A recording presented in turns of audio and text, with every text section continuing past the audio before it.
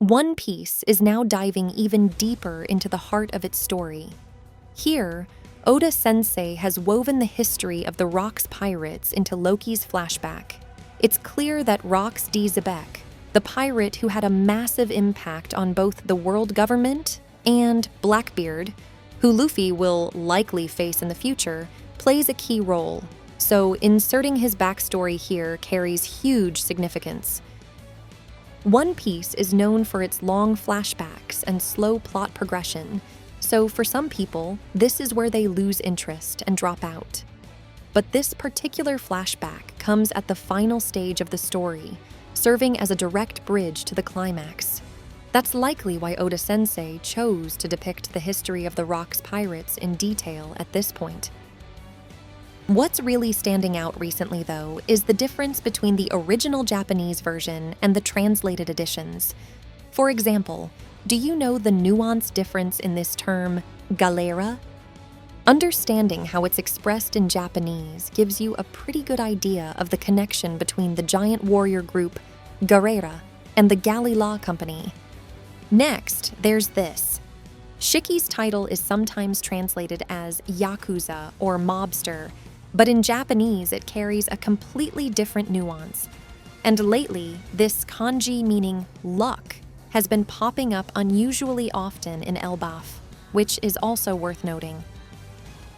If you can't read the original version, be sure to check out this series. I've covered it in past videos, but recently some of the content has really matured, so I recommend watching it during your work time or when you're relaxing. By the way, the latest One Piece volume right now is 112, but there's still some time before volume 113 comes out. So I thought it'd be a good time to bring back the SBS question submissions. Since I live in Japan, I can send your questions to Shueisha on your behalf. Volume 113 will probably include around 10 chapters starting from chapter 1145. And in this video, I'm covering Japanese explanations for chapters 1151 to 1155. So while you're watching, you might come up with some good questions. I'll explain how to take part in this competition at the end of the video, so stick around and send in your question. Let's work together to come up with high-level questions so that one from our community gets picked for the next volume. By the way, I do detailed Japanese analysis of the One Piece manga every week on my page. Some of them are even available to non-members, so if you've got time, drop by.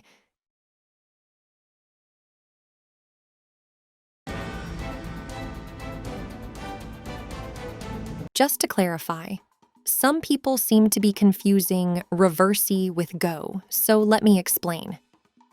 Reversey is the one where black and white discs flip over each other and the player with more discs at the end wins. Go, on the other hand, is a game where you surround your opponent's pieces, but you don't flip anything. Also, the game the CP0 members were playing back in Wano? That was Go, not Reversey.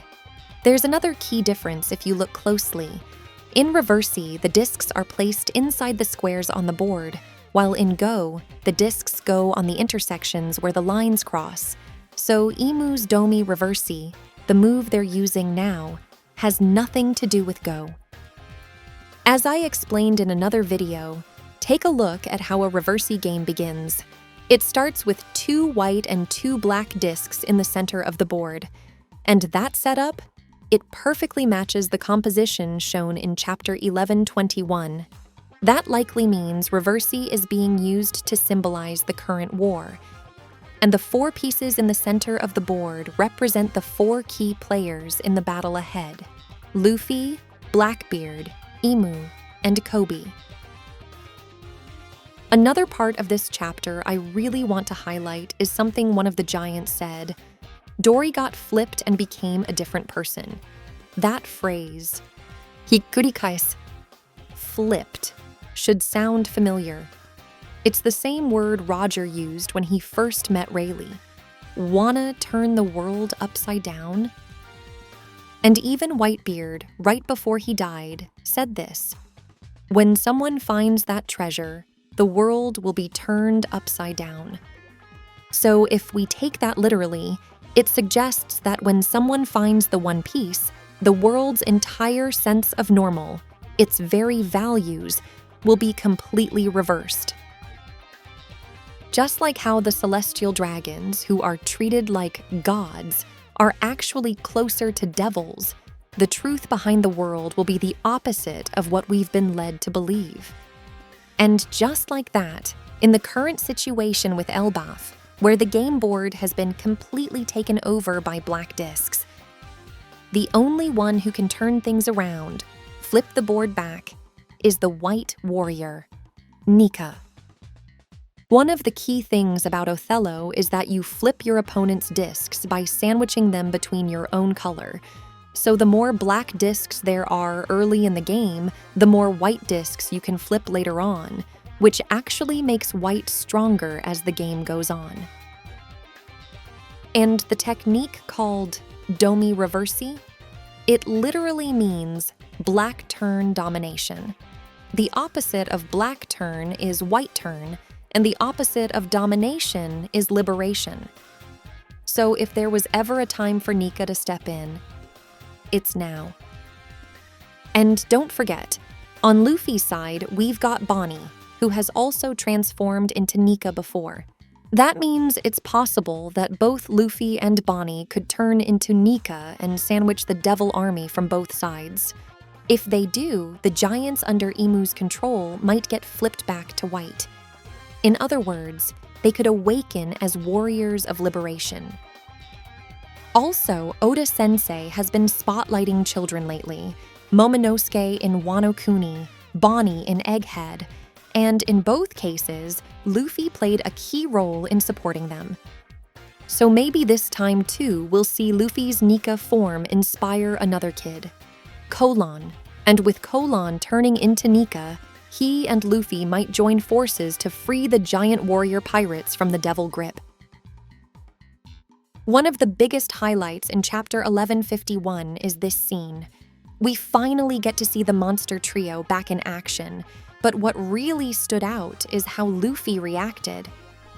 Even though he couldn't see it with his own eyes, he said, "Chopper's falling." It's like he could sense Chopper falling from the surface world above. Luffy himself was confused. He didn't know how he knew it was Chopper, but that's exactly why I think this is a sign. A sign that he's starting to awaken the ability to hear the voice of all things, the same power Roger was said to have. Now, some people rely too much on Google Translate and say this phrase only refers to objects because it includes the kanji for thing. But that's not what the term banbutsu really means. In Japanese, it refers to everything in existence, all things in the universe. That includes people. So when we say the voice of all things, we're not just talking about inanimate objects. It means the ability to hear every voice, living or non-living. For example, in Wano Kuni, when Shanks released that overwhelming Conqueror's haki, Luffy smiled and said, "A familiar face just popped into my head." Even Aramaki, who was far away at the time, instantly realized that haki belonged to Shanks the moment it hit him. And on Egghead, when Borsalino landed, Luffy sensed him right away. A strong one's arrived. So yeah, up until now, Luffy has only been able to sense powerful haki being emitted. But now, it feels like that's changing. He's beginning to sense people even if they're not using haki, as long as their emotions or presence are strong enough. This could be the start of something huge. So basically, what happened is that Luffy sensed Chopper's will, and he picked up on it in the form of haki. Now, I know what a lot of you are probably thinking. Wait, but Chopper can't even use haki? That's true. But the real question here is, what exactly is haki at its core? Rayleigh explained it to Luffy like this. Listen, Luffy. Haki is a power that lies dormant in every single person in the world. It's awareness, fighting spirit, presence, intimidation.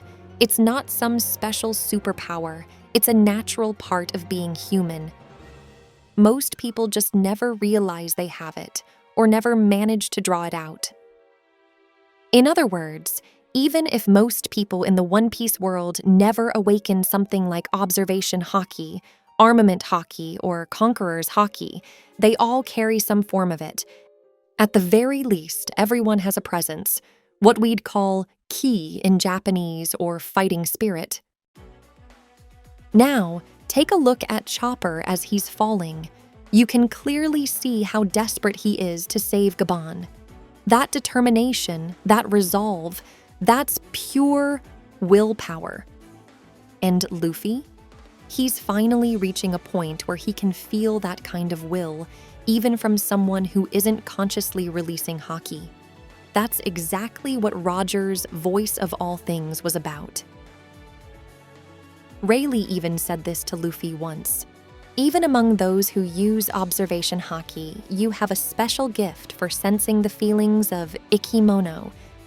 In Japanese, the word ikimono technically means a living creature, but in everyday use, it almost always refers to non-human animals. Luffy's always had this natural ability to connect with non-human animals. He even tamed the beasts of the underworld in an instant. And since Chopper is half reindeer, that might have made it even easier for Luffy to sense him. So what exactly is the role of this voice of all things? When Robin asked Rayleigh why Roger was able to read the ancient script, he simply replied, "Roger could hear the voice of all things. That's all." But if we look closely, Roger couldn't actually read the poneglyphs themselves. The one who deciphered them was Odin. So that tells us something. This ability isn't about translating ancient texts. It must have some other purpose. And I believe that purpose is directly connected to reaching Laugh Tale. Inuarashi once described Laugh Tale as an invisible island. And it makes sense. Nobody had ever made it there before the Roger pirates, and since then, no one else has either. Now, if Laugh Tale were just a normal island floating in the sea, you'd think someone would have stumbled across it by accident by now. And if it were underwater, maybe a passing fishman or a submarine could have discovered it. Even someone with flight powers like Arbor might have spotted it from above. But no one has seen it. According to the pamphlet from the movie Film Red, it says Conqueror's haki also has the ability to suppress your presence and block others from using observation haki on you. It looks like Shamrock could also erase his presence at will. That's why I think Laugh Tale's presence has been completely erased, hidden from all detection by Joy Boy's overwhelming Conqueror's haki. It's like the entire island has been cloaked, its presence wiped out from the world. So to find it, you don't just need maps or glyphs, you need someone who can hear those voices. And I believe that once Luffy fully awakens this power, that's when he'll finally be able to step foot on Laugh Tale. There's one more thing I want to point out about Gabon. What really stood out to me was what Hiruden said. He stood alongside the king of the underworld Rayleigh. They were known as the Pirate King's two wings. That phrase, Ryo-yoku, both wings, basically means the two people who support the captain on either side. So in this case, it's safe to interpret it as the two strongest members backing up the captain. Robin probably knew that Rayleigh and Gabon were referred to as the both wings of the Roger pirates. So when she later called Sanji one of Luffy's both wings, I think she said that deliberately because she saw him as filling the same role Gabon once did. Next, let's talk about Kiringham. Unlike the Five Elders, it's clearly stated that his transformation into a Kirin comes from a devil fruit. That tells us it's a Zoan-type ability. And with Zoan powers, there are usually three forms: full human, full beast, and a hybrid. But in Kiringham's case, something interesting is happening. He's using a different kind of hybrid form than usual. We've seen him in a form where only his neck is a Kirin and the rest of his body is human, but this time he shows up with a human head and torso and Kirin legs. It's a completely different transformation point within the hybrid category. Oda Sensei actually talked about this in an old SBS. He said, "Just like how Chopper can control his transformations, it's actually possible to shift your transformation point with just a bit of manipulation." So based on that, it's likely Kiringham also used some kind of drug to alter his transformation point. That would explain why he's able to switch between multiple hybrid forms. And don't forget, Saturn was shown experimenting on Ginny, and he even gave Bonnie Devil fruit extracts when she was just a baby. So it's highly possible that the drug Kiringham used to control his form was created by Saturn himself. And in this chapter, Loki gets a call from someone named Mosako. Now, just going off the voice and the way they speak, it's pretty hard to figure out who this person actually is. But there are a few clues. First off, the tone is really polite, and while it's a subtle thing, when you read the way they speak in Japanese, it feels kind of feminine. Not necessarily explicitly, but the phrasing and word choice give off a gentle, almost delicate vibe. Something that would sound a little overly soft or effeminate if a man were saying it. I won't go into detail here since it would take too long, but on my Patreon page, I explain subtle Japanese nuances like this. So if you want to read One Piece from a more native perspective, definitely check it out. For this chapter, I'm making the Japanese analysis free to access for a limited time. Because of that, I previously suggested that Mosako might actually be Gunko. But here's the catch. Denden Mushi don't use radio waves. They transmit thoughts, or more accurately, mental waves. So it's not impossible that Gunko, deep within Imu's subconscious, is somehow still able to send those thought waves and make a call to Loki. And given the timing, calling just after being taken over by Imu and saying she probably won't be able to call again for a while, it actually adds up pretty well. That said, there are still a lot of possibilities when it comes to Mosako. Let's break down what we do know about them. They sound almost unmistakably feminine in how they talk. They've been through something terrifying. And for some reason, even though they've apparently never met Loki in person, they seem to have a close relationship with him. So yeah, there's a lot we still don't know about Mosa, but the mystery's getting more interesting.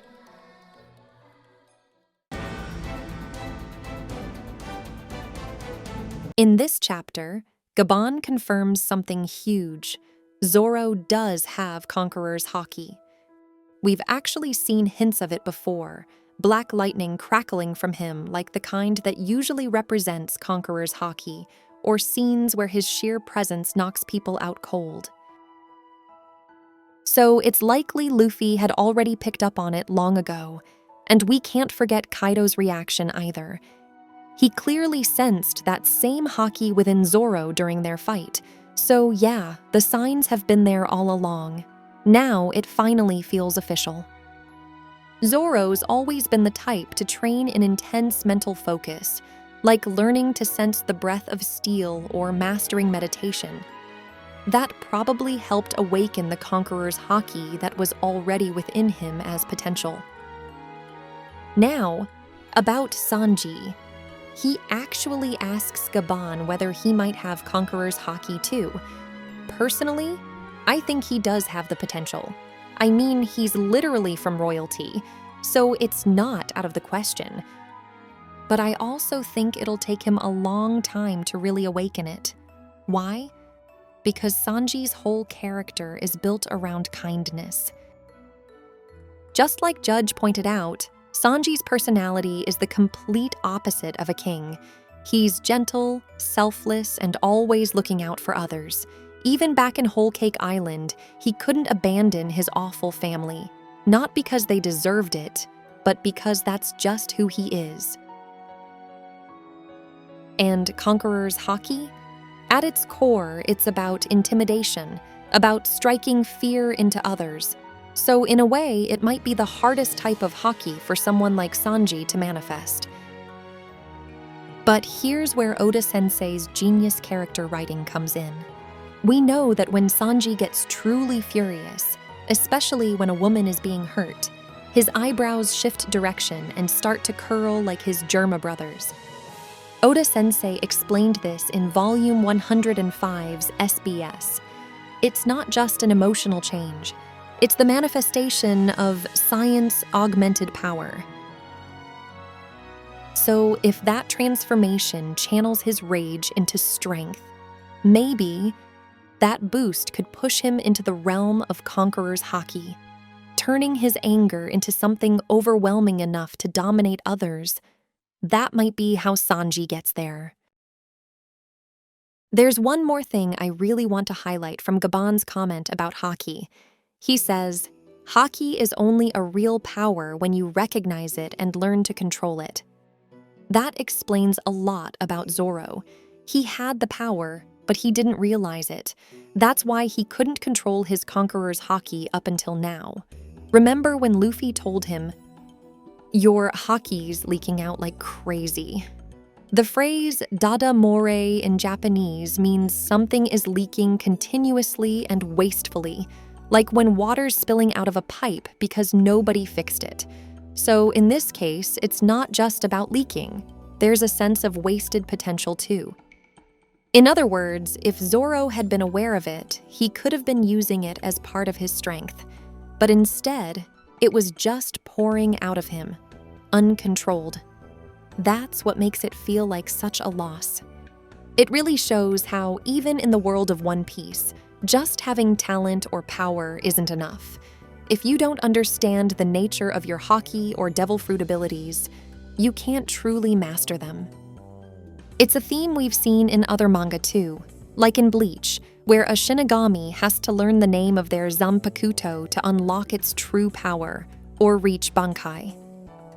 Now, after Gaban's comment, Loki says something interesting too. I couldn't even put my own power into words. It's still unclear whether he's talking about controlling Conqueror's Haki or something related to a Devil Fruit ability, but either way, there's no doubt he has the potential to stand up to the demonic powers of the God's Knights. So we finally get a scene showing that Shanks visited Elbaf 14 years ago. But the first thing we need to talk about is this. On his left arm, there's a symbol, just like the ones we saw on Samar's and Kiringam's uniforms. It's still unclear whether that symbol is the one Kiringam mentioned, the one that lets you pass through the abyss. But considering Shanks spent some time in Mary Joie, that's definitely a real possibility. Why? Because back in the flashback with Roger, when Shanks was younger and wearing short sleeves, we could clearly see the area near his left elbow, and there was no mark there. So it makes sense to assume he got it sometime during his stay in Mary Joie. That said, as I talked about in another video, I believe Shanks's real goal isn't tied to the Celestial Dragons. What he's truly aiming for is to fulfill Roger's dream, to turn the world upside down. What's really interesting, though, is how casually Shanks talks to Gaban about having lived in Mary Joie. And Gaban? He straight up calls him the Child of Fate. That probably isn't just random. It's likely a reference to the fact that, yes, Shanks has celestial dragon blood, but because of a twist of fate, he was raised on the ship of the Pirate King. In other words, Shanks has always been a man shaped by destiny. We even saw that heartbreaking moment in Odin's flashback, when Roger tells Shanks something and Shanks breaks down in tears. It's entirely possible that was the moment Roger told him the truth about his origins, his bloodline, and everything tied to the history of the world. So then, why did Shanks go back to Mariejois? It was probably because, in order to fulfill Roger's dream, he needed to understand the world from the world government's perspective. And interestingly, someone else has done something very similar. Kuzan. When he met Smoker on Punk Hazard, Kuzan said this: "There are things I can do even without being in the Marines, and there are things I can only see because I'm no longer part of it." In other words, to carry out his own version of justice, Kuzan chose to join the Blackbeard Pirates, despite how it looks on the surface. Now, in Shanks's case, I think he's doing something similar, but from the opposite angle. He used his celestial dragon bloodline to insert himself into a completely different system, one that stands on the other side of Roger's ideals. By doing that, he could learn how the world really works from the inside and figure out how to make Roger's dream come true. I think the answer might have been Nika. When Shanks visited Elbaf at that time, part of his reason was probably to learn more about Nika, who was worshipped there. And if Shanks still had ties to the God's Knights back then, it would make sense. He could have gotten insider intel that the Gomu Gomu no Mi was being transported on Who's Who's escort ship, which would explain how he was able to target it so precisely.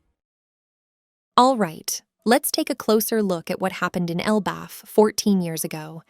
Gabon said that back then, he sensed something strange, some kind of abnormal haki, coming from Orist Castle. And more recently, when Gabon sensed Imu's haki, he said, "Whoa, this haki." Now, that reaction, in Japanese, is something people often say when something way beyond their expectations happens. But it can also be used when something terrible happens that reminds you of a past trauma or a deeply disturbing memory. So it's totally possible that Gabon's reaction wasn't just surprise. It might have been recognition. In other words, he may have sensed this exact same kind of haki before, 14 years ago. If that's the case, it raises a big possibility. Maybe Harold, at that time, had already been taken over by Imu's power, just like Gunko is now. After all, Shanks did mention that he ran into Harold at Mariejois, and we've already learned that Harold had connections with the God's Knights, so it's highly likely that Harold was sharing, or being used by, Imu's ability even back then. But here's the thing. We still don't really know where Harold's true loyalties lie. Was he acting in the interest of the world government? Or was he doing all of this for Elbaf's sake? This brings us to an interpretation that only really makes sense if you understand Japanese. So here's the theory. Maybe Harold breaking off his own horn was actually an act of resistance against Imu. Here's why. Imu used that technique Domi Reversi to transform Dory and Brogy into devilish versions of themselves. Then, once they were changed, the giants who were caught between them were also transformed into demons. As I explained, this move follows the rules of Reversi. And in Reversi, there's one incredibly important strategy if you want to win. Take the corners. By claiming the 4 corners of the board, you gain a huge advantage. And in Japanese, this strategy is called kado wa toru, literally, take the corners. But here's where it gets really interesting. The word kado means corner. But that same kanji can also be read as tsuno, which means horn. So the phrase kado wa toru, take the corner, and tsuno wa toru, take the horn, sound similar even though they refer to different things. So just like how taking corners is a winning move in Reversi, maybe the way to break free from Imu's Domi Reversi control is to remove your horns. That would mean Harold might have known this trick all along. At some point, when he himself was taken over by Imu's power, he may have broken off his own horn to snap out of it, which is why we've seen him without his horn. But if his horn was already gone 14 years ago, then maybe when he lost control again. He knew he couldn't break free a second time, so he ordered the soldiers to stab him to stop himself from going on another rampage.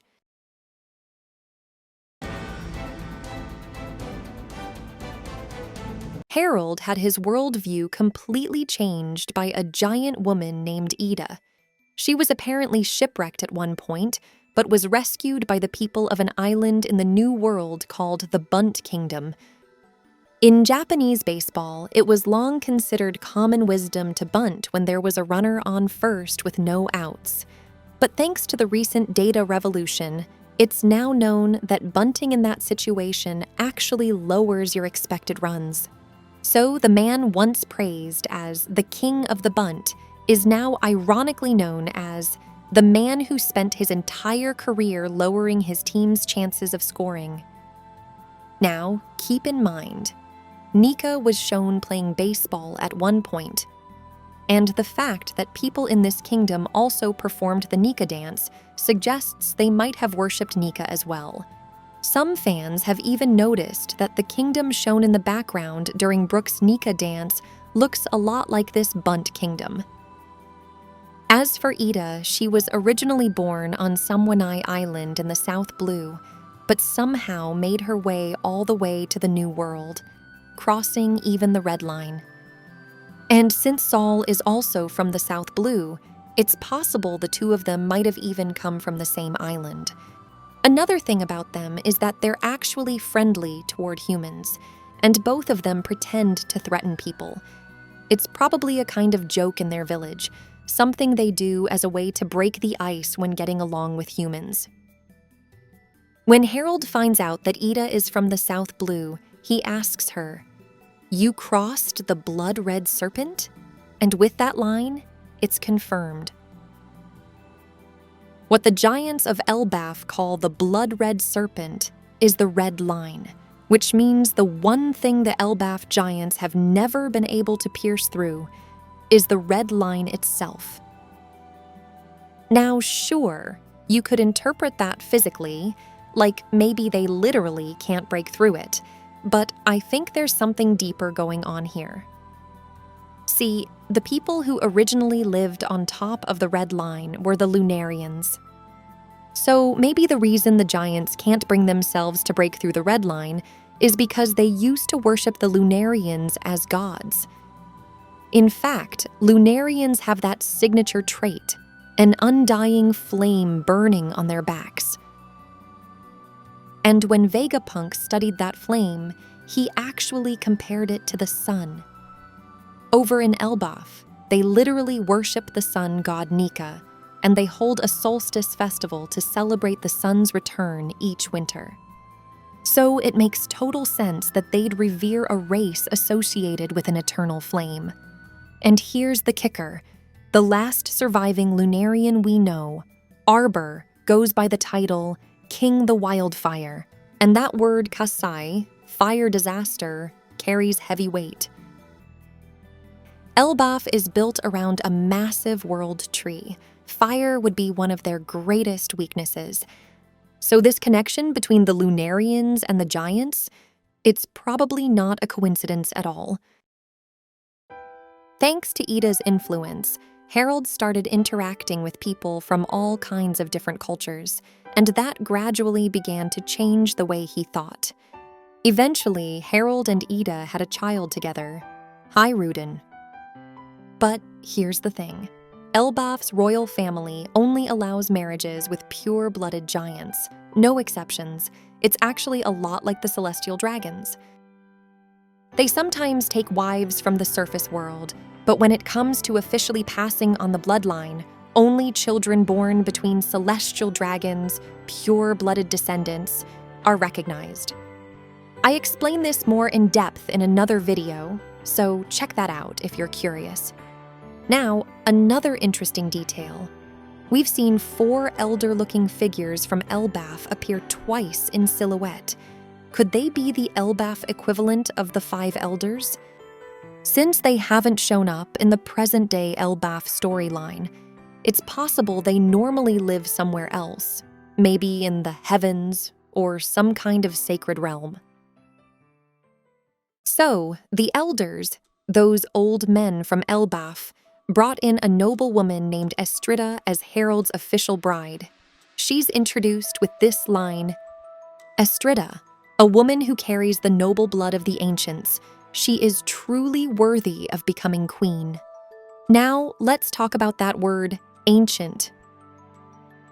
In Japanese, Kodai generally refers to a wide span of time, from around the 3rd to 10th century.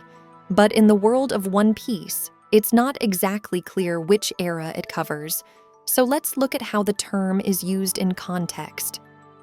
For example, Vegapunk referred to Emeth as an ancient mechanical soldier. That alone suggests the ancient era in One Piece includes at least 900 years ago. And of course, we also have the term ancient weapons, which clearly points to things from over 800 years ago, during or before the Void Century. So if Estrida is said to carry ancient blood, that probably means her lineage dates back at least 800 years, possibly even to the time of the Great Kingdom. It makes you wonder, was her bloodline connected to that ancient civilization, or was her family just a powerful noble house in Elbaf back then? She also brings along a horse named Asura, described as a lucky or blessed steed. That's almost certainly a reference to Sleipnir, the legendary 8-legged horse from Norse mythology, said to be the most powerful horse of all. Sleipnir was the child of Loki and the stallion Svadilfari, and eventually became Odin's trusted steed. Now, here's the cool part. That story comes from the Edda, the ancient manuscripts that record Norse myths, and the name Estrida sounds suspiciously like it was inspired by that same Edda. She also happens to be trained in something called Chifujutsu, which, by the way, isn't a real word in Japanese. It's clearly a term Oda Sensei made up. Let's break it down. The first kanji means earth or land. The second means wind.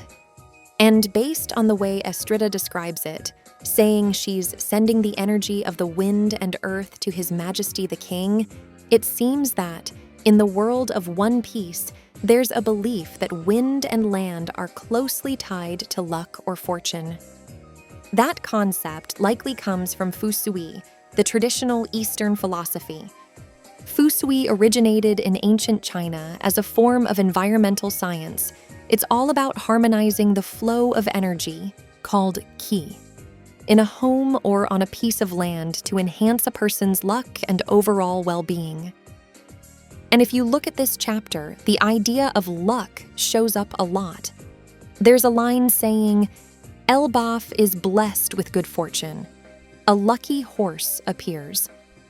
That same character was a major theme in the previous chapter too, in the phrase, "child of destiny." In Japanese, the character for luck also means to carry or to flow.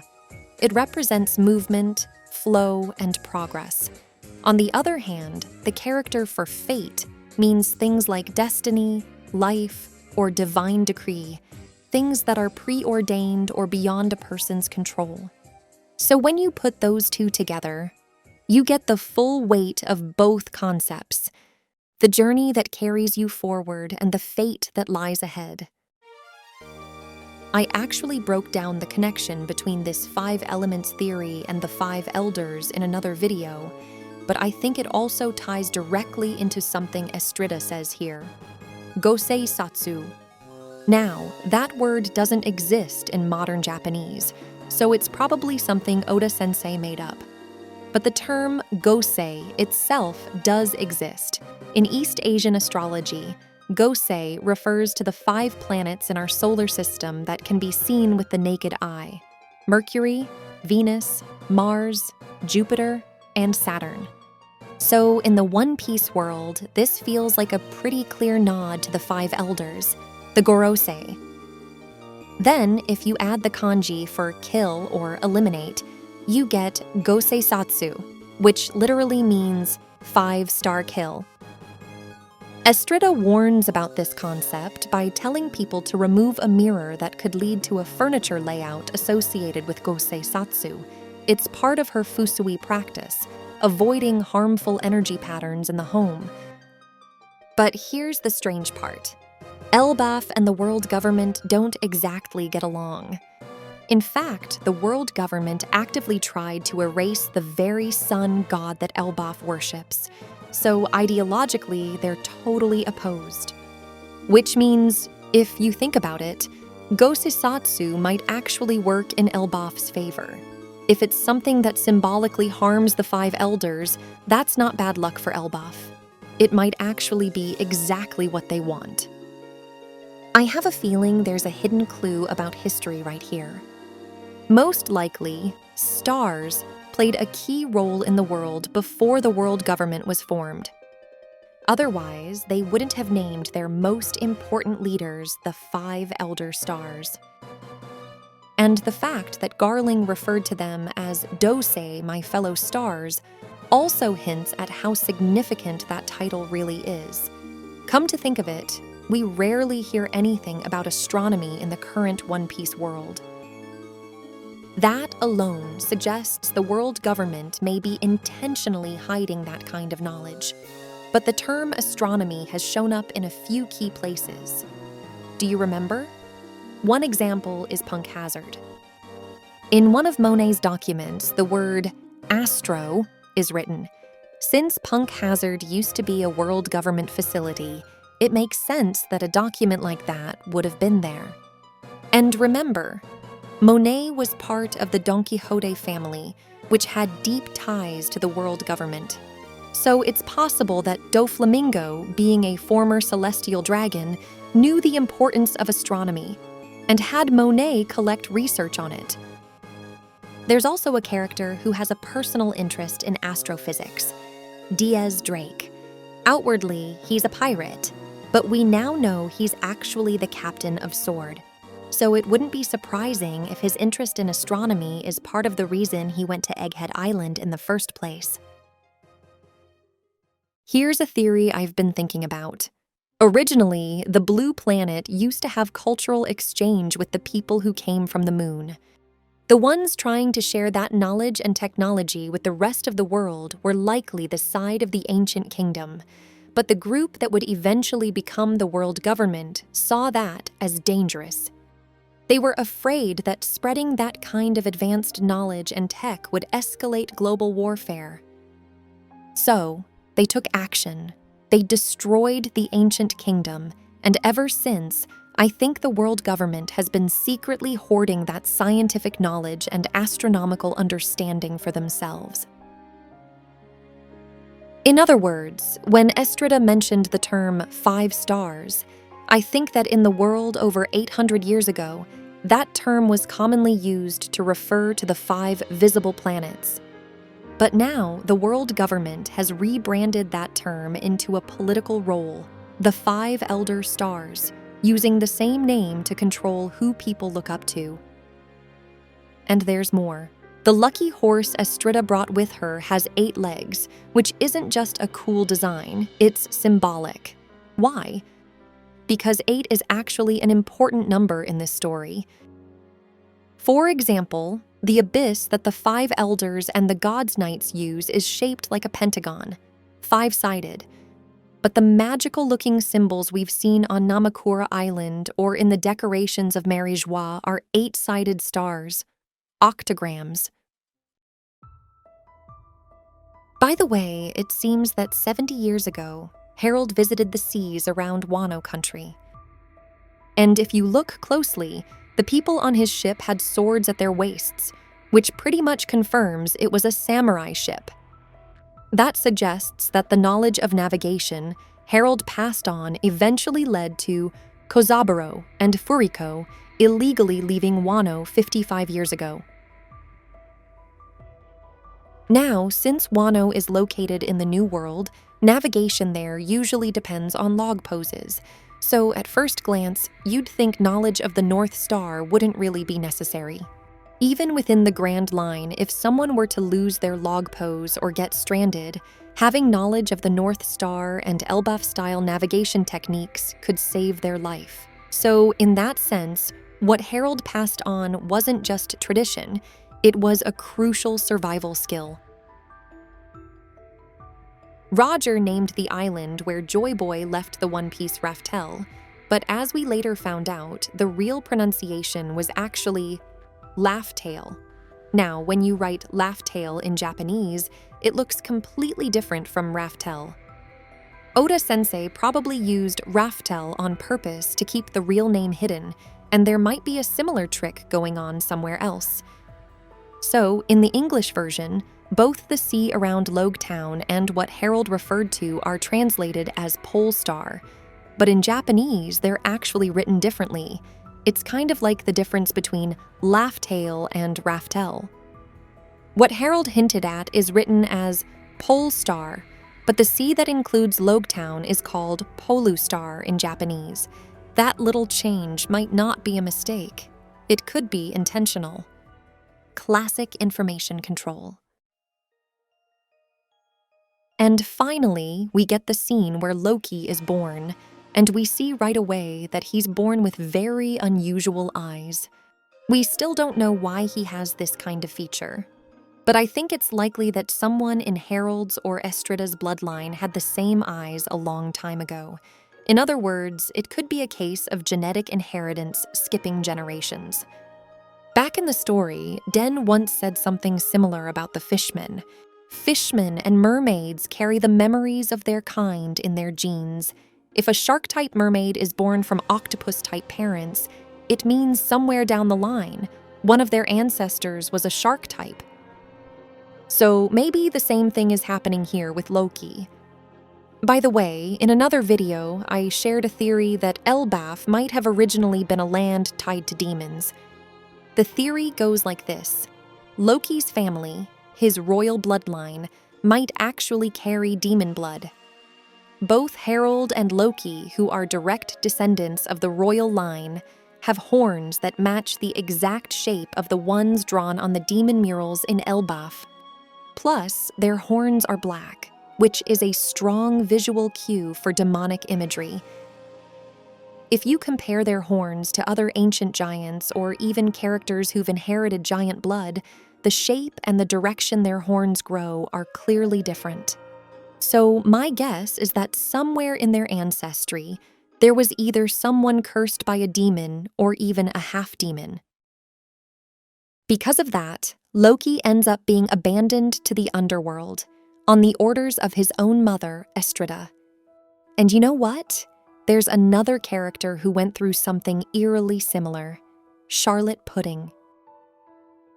She was also treated like a freak by her own mother, Big Mom, just because of a physical trait, her third eye. Big Mom actually told her, "Your eye is creepy. Cover it with your bangs." Sound familiar? This might be where Loki's connection to Lola starts to make sense. Lola, as you know, is Pudding's half-sister, and she was always close to both Pudding and Chiffon. Right now, Pudding runs a cafe on Cacao Island. But here's the interesting part. Before Pudding, Lola was the island's minister of chocolate. Pudding was chosen as her successor, but she keeps refusing the position because she still believes Lola will come back one day. That tells you how much Pudding loves her. And maybe it's because Lola never treated her like a monster. Even with the third eye, she just treated her with kindness, like any normal person would. So now, picture this. One day, Loki's bandages slip, and Lola sees his strange eye for the first time. But instead of freaking out or acting disgusted, she just talks to him like usual. Kind, gentle, unbothered. That might have been the moment Loki fell for her. Lola's the kind of person who looks past appearances. She cares more about someone's heart, their spirit, their courage. So even if Loki's eye looked strange to others, she probably didn't think anything of it. Now, here's one more thing to consider. We recently learned that the Elbaf royal family is only allowed to marry other Elbaf-born giants, so whether Lola ran away or not, Big Mom's plan to marry her off and make her a queen of Elbaf was doomed from the start. That marriage could have never happened officially. So, in a way, the whole thing was flawed from the beginning. That said, there's no doubt that Loki's eye is something special, and it's almost guaranteed to have an impact on the story later on. Take Pudding's third eye, for example. Once it's fully awakened, she gains the ability to read the ancient script, something only a handful of people can do. Then there's Mihawk, with his mysterious triple-ringed hawk eyes. Remember during the Marineford War, when chaos was breaking out between Marines and pirates, and yet he instantly locked onto Luffy in the middle of the battlefield? The panel zoomed right in on his eye, with heavy emphasis. Sure, maybe that was just observation hockey, but it wouldn't be surprising if his hawk eyes had some kind of deeper power or hidden meaning behind them. And let's not forget Nico Robin. Her eyes, and her mother Olvia's too, are drawn with strikingly large pupils, much bigger than most other characters. On top of that, Robin can use techniques like Demonio Fleur, which honestly feel way beyond the normal scope of any Devil Fruit ability. It's not just creepy, it's otherworldly. So when you line all that up, there's a pattern. Characters with strange or unique eyes tend to have some kind of inherited power, or at the very least, a bloodline that ties them to something ancient or unusual.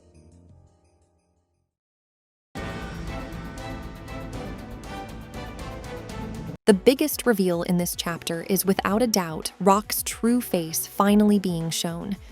We find out that 56 years ago, he actually attended the Leveille, and during that event, he killed a Marine admiral, which made him one of the most highly wanted pirates in the world.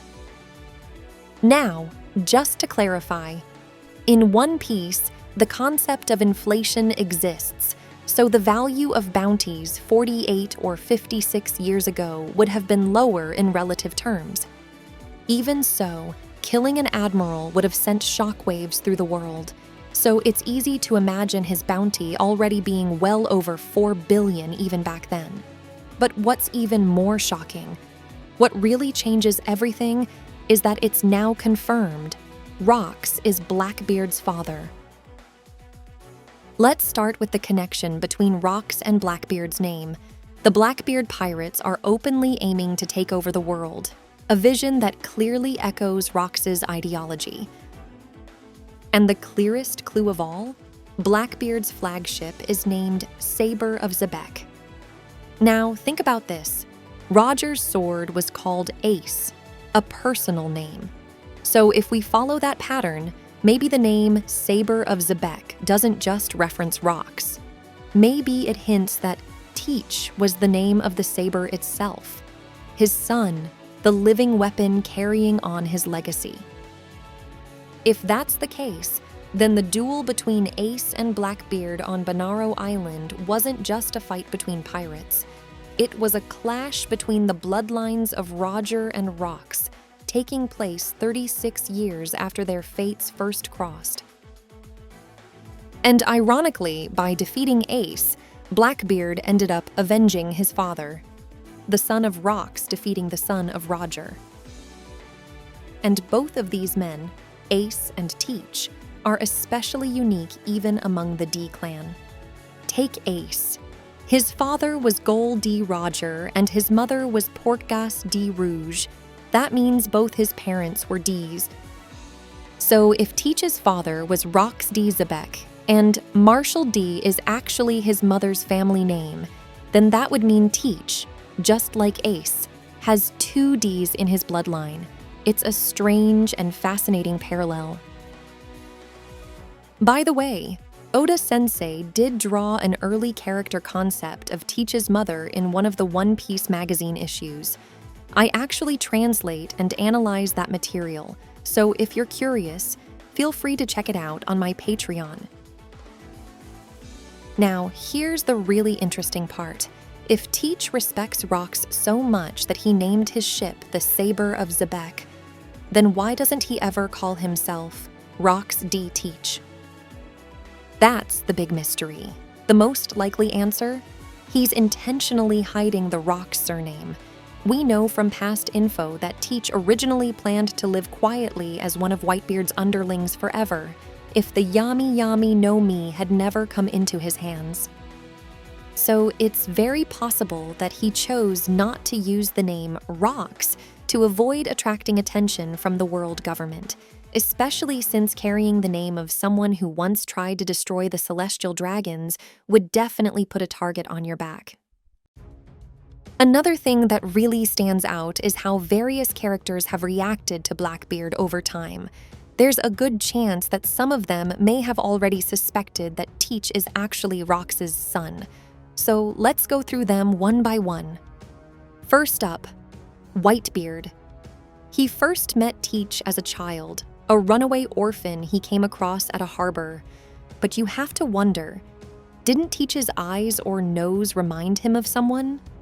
Someone like Rox, the very Captain Whitebeard once sailed under? That thought naturally comes up. Then again, remember, Whitebeard didn't even realize Ace was Roger's son until he was explicitly told. And even after learning it, it didn't really matter to him. What mattered more was the person Ace had become, not where he came from. So even if Whitebeard did suspect that Teach was Rock's kid, he probably wouldn't have treated him any differently. That said, when Ace insisted on going after Teach alone, Whitebeard did say, "I've got a bad feeling about this."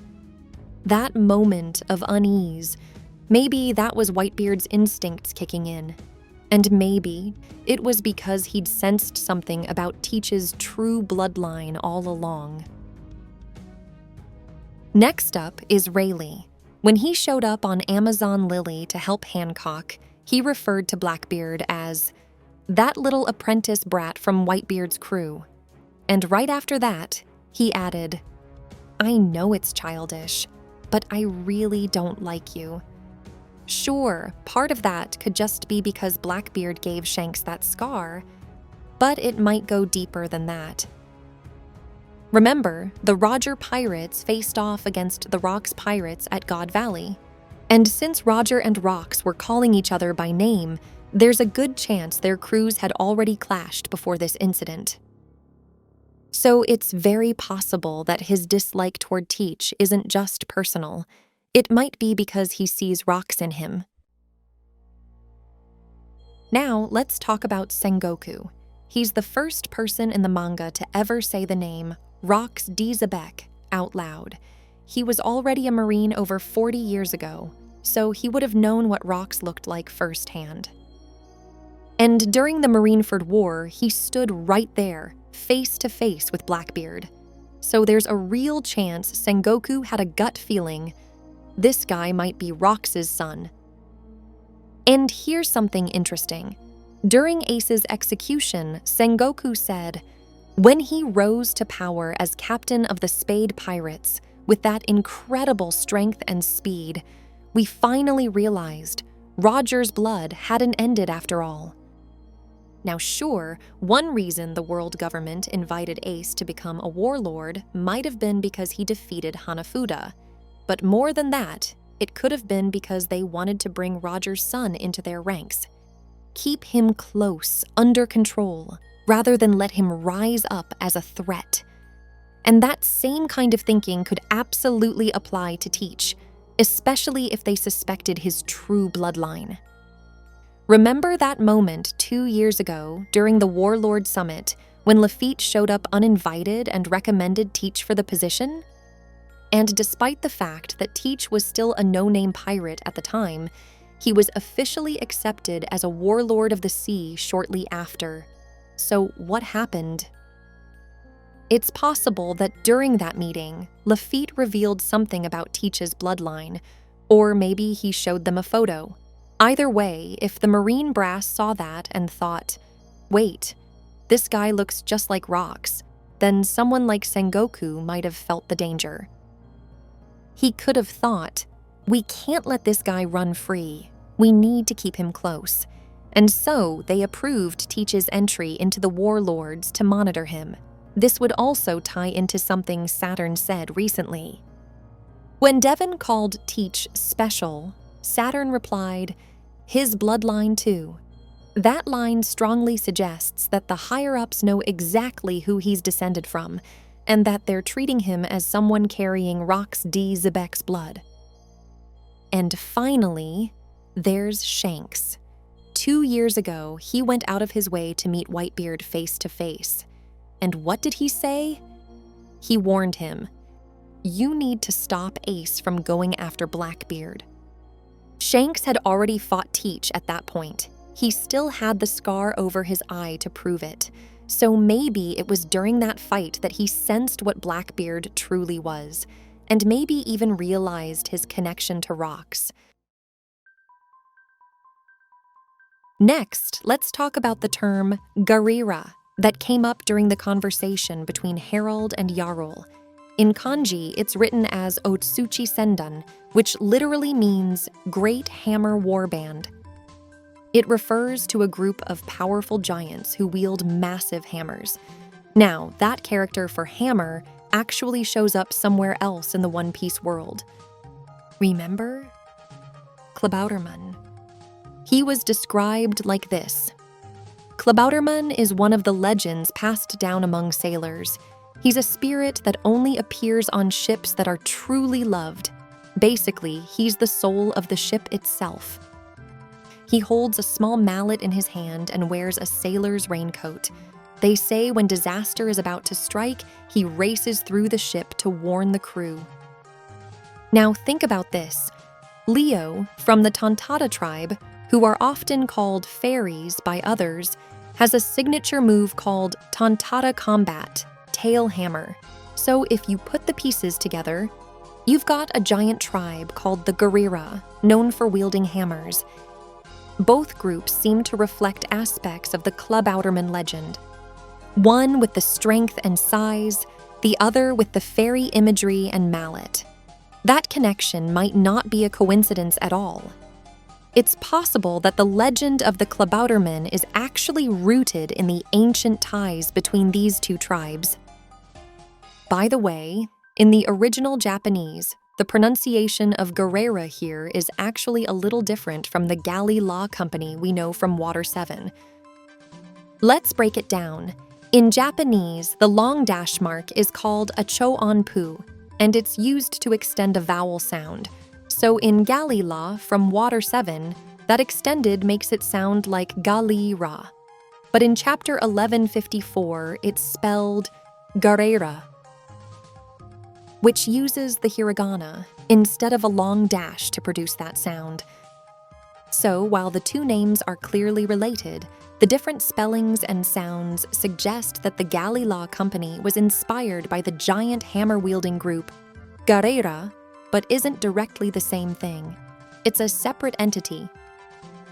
That means Iceberg likely knew about the legend of the Guerrera when he decided to name his company after them. But why? Here's one theory. The original Guerrera may have been the ones who built the ancient weapon, Pluton. When Iceberg saw the blueprints for Pluton, passed down to him by Tom, he was visibly shocked. Even Frankie questioned whether such a thing could even be built by humans. So maybe it wasn't. Maybe giants, like the Guerrera, were the ones who built it. And now, Iceberg is planning something equally massive, floating the entire island of Water 7. That might have been inspired by the Pluton blueprints too. He could be using that ancient technology to protect Water 7 from its greatest threat, Aqua Laguna. So by naming his company after Guerrera, maybe Iceberg was paying tribute to the legendary creators of that lost technology and hoping to use their legacy to protect his city. Actually, there are quite a few similar-sounding names in the One Piece world. Take Amazon Lily and Nefertari D. Lily, for example. In Amazon Lily, the name is written with a long vowel dash in Japanese, but in the case of Queen Lily, it's spelled using hiragana vowels, not the dash. That might seem small, but it could suggest something big. Maybe Amazon Lily was named after Princess Lily herself. We know from Cobra's message that Lily never returned to Alabasta after the Void Century. So what if, after Joy Boy's defeat, she fled and escaped all the way to the Calm Belt and built a new nation there? It makes sense when you think about it. She had the D name, so she may have been connected to Joy Boy or even had ties with the mermaid princess from that era. And if that mermaid princess could command sea kings, maybe Lily used that power to sneak through the Calm Belt, protected by the sea kings themselves. And the island she eventually reached could be the very same island we now know as Amazon Lily. That theory would explain a lot.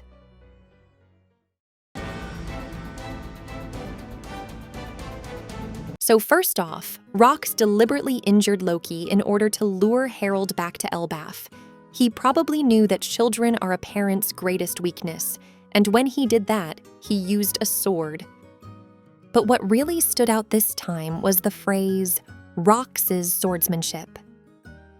Lately, probably thanks to the influence of Dusk, I've noticed more people paying attention to the actual Japanese wording. Yeah, I said something out of line. Sorry, that was a lie. In this case, the term kengi was used, and that's important because it doesn't mean he's a swordsman on the level of someone like Mihawk. The word kengi refers broadly to techniques or methods in sword fighting. It's not a title or rank, so just because that term was used, it doesn't automatically put Rox in the top tier of swordsmen. And based on what we saw, his sword style seems more like a giant hammer, or even some kind of artillery, more brute force than finesse. A similar comparison would be Zoro's pound cannon attack, Pondo Ho, which also had that kind of explosive weight behind it. Now here's the real shocker. It turns out that 56 years ago, during the Leveille, Rox actually kidnapped 5 kings and made it all the way to Imu's flower chamber. What's especially intriguing is that he apparently told Imu directly that he was a worshipper of Davy Jones. One of the core themes in One Piece is the will that gets passed down. In other words, they'll end up carrying the weight of the past, whether they realize it or not, as they fight.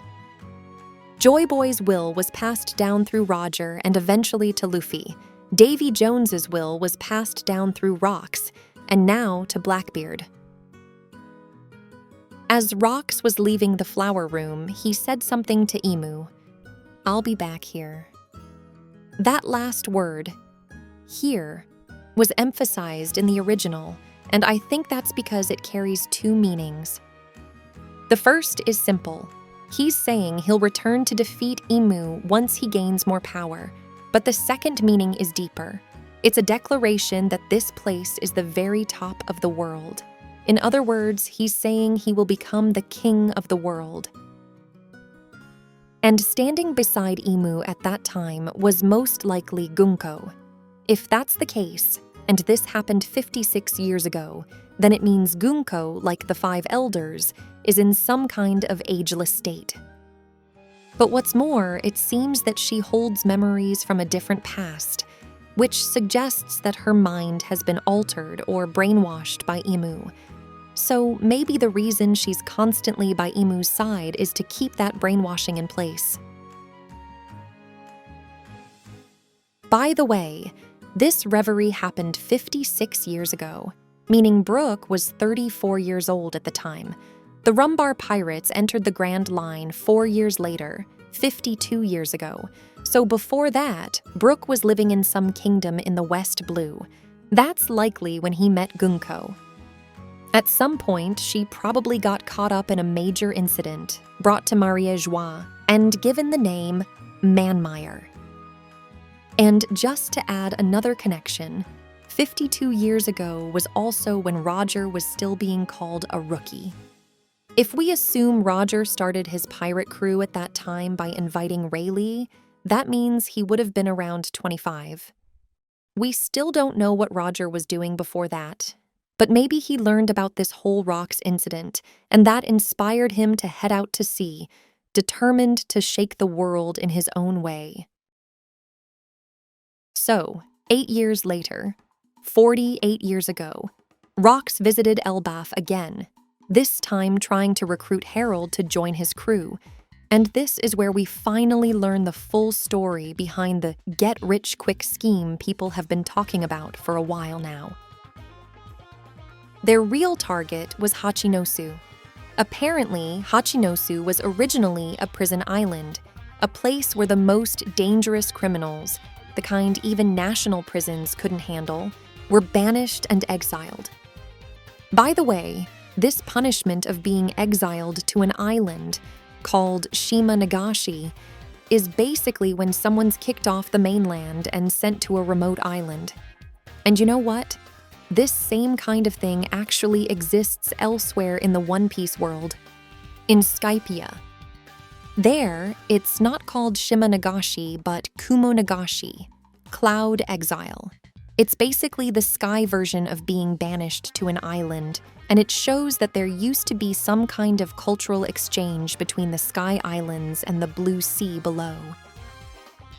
So, as time passed, a gold vein was discovered on Hachinosu, and Rock saw this as the perfect opportunity. His plan was to use that gold to negotiate with the world government, get a huge payout, and at the same time take over the island with the Rock's pirates. He wanted to turn it into a pirate paradise ruled by him and the criminals already living there. But did you notice something odd? Robin once explained that the game Davy Backfight originally came from the pirate island, a so-called pirate paradise. Up until now, we all assumed that meant Hachinosu, but apparently that's not the case. Why?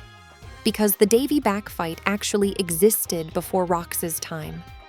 That means he didn't invent it.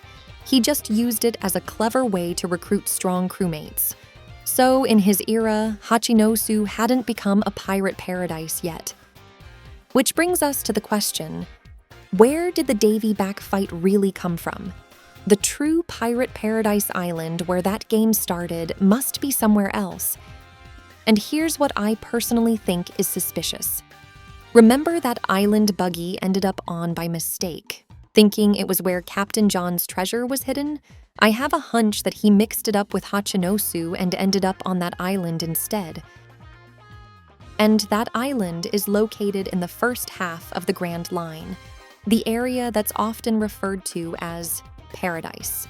So maybe that island is the original pirate paradise, the place where the Davy Backfight was born.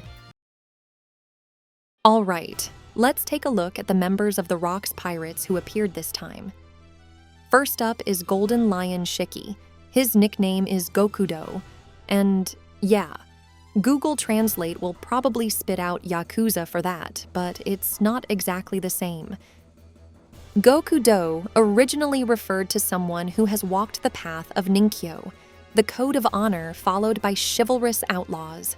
In Buddhist terms, it was even used to describe someone who had mastered the way of the Buddha, and it was actually a respectful title for monks.